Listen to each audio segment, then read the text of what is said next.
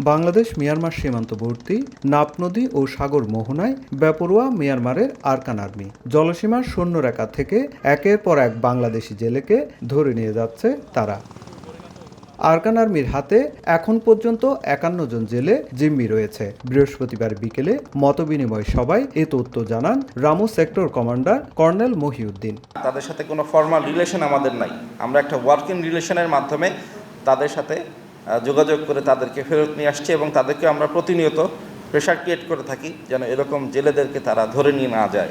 বাংলাদেশের সঙ্গে থাকা পুরো সীমান্তের নিয়ন্ত্রণ এখন মিয়ানমারের বিদ্রোহী গোষ্ঠী আরকান আর্মির হাতে। আর দেশটির অভ্যন্তরে সরকারি বাহিনীর সঙ্গে যুদ্ধ ও সংঘাতময় পরিস্থিতির মধ্যে সক্রিয় রোহিঙ্গাদের কয়েকটি সন্ত্রাসী গোষ্ঠীও। এ কারণে সীমান্তে আরকান আর্মির তৎপরতাও বৃদ্ধি পেয়েছে। আর সেই সুযোগে জেলেদের ধরে নিয়ে যাচ্ছে বিদ্রোহীরা।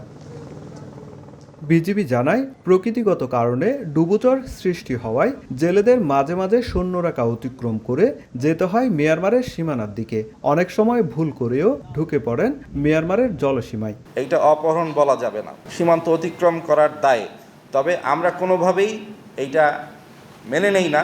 এদিকে সীমান্তে মানবিক কারণে কিছু অসহায় ও আহত রোহিঙ্গাকে বাংলাদেশে ঢুকতে দেওয়া হয়েছে বলে জানান বিজিবির রামু সেক্টর কমান্ডার। তবে সীমান্তে মাদক ও অনুপ্রবেশ ঠেকাতে কঠোর নজরদারি রয়েছে। গোলাগুলির কারণে, যুদ্ধের কারণে এখানে আহত হচ্ছে, অনেক নিহত, খুব গুরুতর মুমূর্ষ অবস্থা এসে থাকে, তাদেরকে কিন্তু আমরা বাংলাদেশে অনুপ্রবেশ করতে দেই।